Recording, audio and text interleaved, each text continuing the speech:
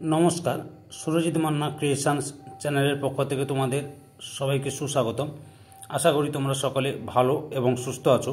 আমি তোমাদের জন্য এই ভিডিওটিতে তুলে ধরছি 2026 সালের উচ্চ মাধ্যমিক পরীক্ষার্থীদের তথা 2025 সালের ক্লাস 12-এর থার্ড সেমিস্টার পরীক্ষার জন্য এবিটিএ টেস্ট পেপার 2025-2026 থেকে ভূগোল তথা জিওগ্রাফির 4 নম্বর সেটটি সম্পূর্ণ সমাধান করছি।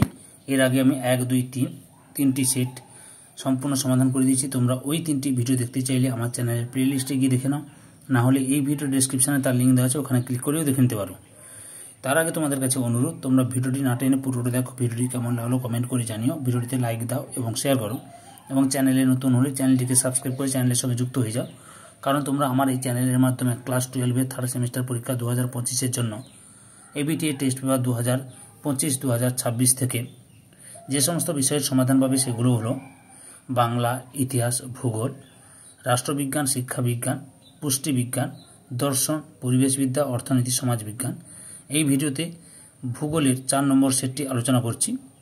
এছাড়াও এই সেটের প্রশ্নের উত্তরের পিডিএফ পেতে চাইলে এই ভিডিওর ডেসক্রিপশানে টেলিগ্রামের লিঙ্ক দেওয়া রয়েছে, ওই লিঙ্কে ক্লিক করেও পিডিএফগুলো ডাউনলোড করে নিতে পারো।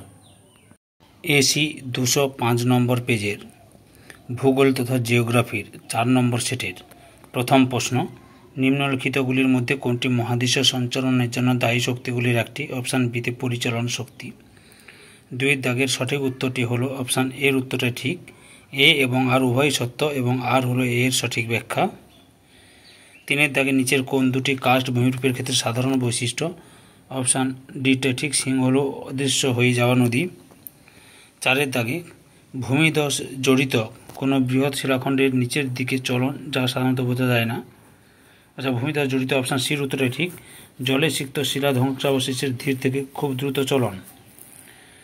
5 দাগ লরেশিয়া ভেঙে তৈরি হয়েছে। অপশান ডির উত্তরটা ঠিক, ইউরেশিয়া। 6 দাগের নিচের কোন তথ্যগুলি অসত্য? এখানে তোমরা লক্ষ্য করো 1, 3, 4 অর্থাৎ অসত্যগুলি হলো শিলামণ্ডলের নিচের বায়ুমণ্ডল অবস্থান করছে। 3 নম্বর, পশ্চিমবঙ্গের সুন্দরবন এলাকায় একটি কাশভূমিরূপ তৈরি হয়েছে। 4 নম্বরে 2 মেরু অঞ্চল ছাড়াও পৃথিবীর আরও কোথাও হিমবাহের অস্তিত্ব নেই। এই 3টে ভুল। আর সঠিক হচ্ছে আলফ্রেড ওয়েগনার তার মহিষচন্দ্র তত্ত্বের সাহায্যে পাতসংক্রান্ত তত্ত্বের ভিত্তিপ্রস্তর স্থাপন করেন। আর 5 নম্বর যে কাশ জানালা দেখা যায় চুনাপাথর গঠনযুক্ত অঞ্চলে, এ দুটো ঠিক। 7 দাগে কোন সমুদ্রে লবণতার হার সর্বাধিক? অপশান সির উত্তরে ঠিক, আটলান্টিক মহাসাগরে। 8 দাগে সঠিক উত্তরটি হলো অপশান সির উত্তরটাই ঠিক, 1 এবং 2 উভয়ই সঠিক। 9 দাগের লক্ষ্য করো অপশান ডির উত্তরটাই ঠিক। 4 o'clock রেন হতো। 4 o'clock রেন পরিচালন বৃষ্টি, বৃষ্টির ছায় অঞ্চল, শৈলক্ষেপ বৃষ্টি, মিমির কম ব্যাসযুক্ত বরফখণ্ড মিশ্রিত বৃষ্টিপাত, স্লিট, সীমান্ত বৃষ্টি, ঘূর্ণবাদজনিত বৃষ্টি। 10 দাগের সঠিক উত্তরটি হল অপশান এর উত্তরটাই ঠিক। এ ও আর উভয়ই ঠিক, কিন্তু আর এ এর সঠিক ব্যাখ্যা নয়। 11 দাগে গভীর সমুদ্রে যে ধাতবের নুড়ি থেকে পাওয়া যায়? অপশান বির উত্তরটা ঠিক, ম্যাঙ্গানিজ। 12 দাগের 1, 2, 3, 4 এর জন্য সঠিক বিকল্পটি বেছে নিয়ে একটি সম্পূর্ণ করো। আচ্ছা, এখানে সঠিক উত্তরটি লক্ষ্য করো কী রয়েছে। এখানে অপশান এর উত্তরটাই ঠিক হবে। 10,000 কিলো ক্যালোরি থেকে ফাইটোপ্ল্যাঙ্কটন গ্রহণ করে 1000, তারপরে জু প্ল্যাঙ্কটনের কাছে যায় 1000, তারপরে হচ্ছে মাছ থেকে যায় 10 এবং মানুষ পায় 1। 13 দাগে প্রবহমান জল যে প্রকার বাস্তুতন্ত্রের উদাহরণ সেটি হচ্ছে অপশান ডিতে ঠিক। 14 দাগে নিচের কোন তথ্যগুলি সত্য? অপশান সির দাগাটি ঠিক অর্থাৎ 1, 2, 4 সত্য, 3টা অসত্য অর্থাৎ ভুল। 15 দাগে যে খাদ্য শৃঙ্খলে উৎপাদক স্তর থেকে শক্তি ধাপে ধাপে তৃণভোজী ও মাংসাশী প্রাণীদের মধ্যে সঞ্চারিত হয় তাকে যে প্রকার খাদ্য শৃঙ্খল বলা হয়? অপশান এতে গ্রেজিং খাদ্য শৃঙ্খল। 16 দাগে কোন দশকে ভারতের জনসংখ্যার বৃদ্ধির হার ঋণাত্মক? অপশান বির উত্তরটা ঠিক, 1911 থেকে 21। 17 দাগে পশুপালক যাযাবর গোষ্ঠীর ঋতুভিত্তিক পরিব্রাজনকে বলা হয়? অপশান এতে ট্রান্স হিউম্যান্স। 18 দাগে জনবিবর্তনের কোন পর্যায়ে জনসংখ্যা বৃদ্ধির হার শূন্যে পৌঁছায়? অপশান ডিতে চতুর্থ। 19 দাগে বন্যাপ্রবণ অঞ্চলে যে ধরনের জনবসতি গড়ে ওঠে তা হল? অপশান বির উত্তরটা ঠিক, ভাসমান। 20 দাগে ভারতের জনগণনা দপ্তরের সংখ্যা অনুসারে কোন শহরের ন্যূনতম জনসংখ্যা হলো? অপশান বির উত্তরটা ঠিক, 5000। 21 দাগে 1, 2, 3, 4 এর জন্য সঠিক বিকল্পগুলি বেছে নিয়ে চিত্রটি সম্পূর্ণ করো। আচ্ছা, প্রথম চিত্রটি হচ্ছে হ্যামলেট বসতি, অর্থাৎ অপশান সির উত্তরে ঠিক। 2 নম্বর সঠিক গোষ্ঠীবদ্ধ। 3 নম্বর হচ্ছে বিক্ষিপ্ত। 4 নম্বর হচ্ছে রৈখিক বসতি।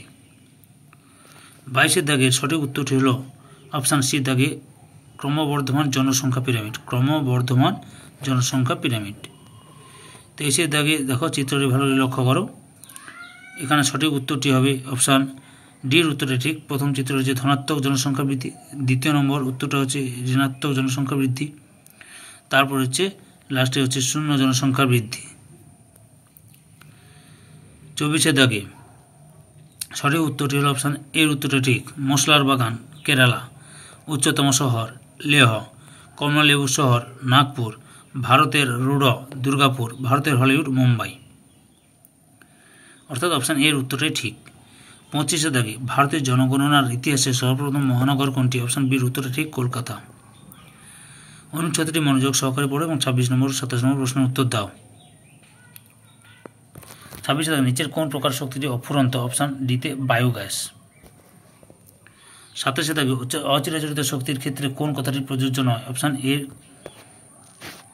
শক্তি উৎপাদনের প্রাথমিক খরচ প্রচুর নয়, কিন্তু প্রচুর হবে, এটা প্রযোজ্য নয়। 28 দাগে 2011 তথ্য অনুসারে ভারতের সর্বাধিক জনবিরল রাজ্য হল? অপশান সির উত্তর ঠিক, সিকিম। 29 দাগে ভারতের কোন রাজ্য অভ্র উৎপাদনের প্রথম স্থানের অধিকারী? অপশান এতে অন্ধ্রপ্রদেশ। এই সেটের উত্তরে পিডিএফ পেতে চাইলে এই ভিডিও ডিসক্রিপশানে টেলিগ্রামের লিঙ্ক রয়েছে, ওই টেলিগ্রামে জয়েন করে উত্তরে পিডিএফ ডাউনলোড করে নাও। 30 দাগে জল বিভাজিকা ব্যবস্থাপনা এলাকা জোর দেয়? অপশান ডির উত্তরটাই ঠিক। 31 দাগে একটু ভুল রয়েছে, তো আমি ম্যাচিং করে দিচ্ছি, লক্ষ্য করো। অপশান বিকল্পের মধ্যে অপশানগুলো ডিস্টার্ব রয়েছে। ভারতের সর্বাধিক বক্সাইট সঞ্চয়কারী রাজ্য 3 নম্বরে উড়িষ্যা হবে।